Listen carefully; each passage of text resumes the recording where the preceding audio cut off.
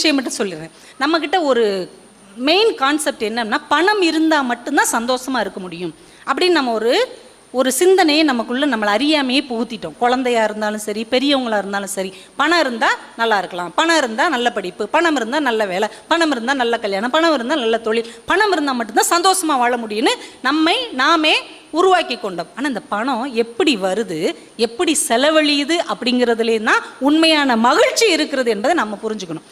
அன்பீனும் அரணும் ஈனும் திறனறிந்து தீதின்றி வந்த பொருள் அப்படின்னு வள்ளுவர் சொல்றார். எந்த வழியில் அது வருது, எந்த வழியில் அது போகுது, அதுதான் உண்மையான மகிழ்ச்சி. வேலையாகத்தான் இருக்கிறது.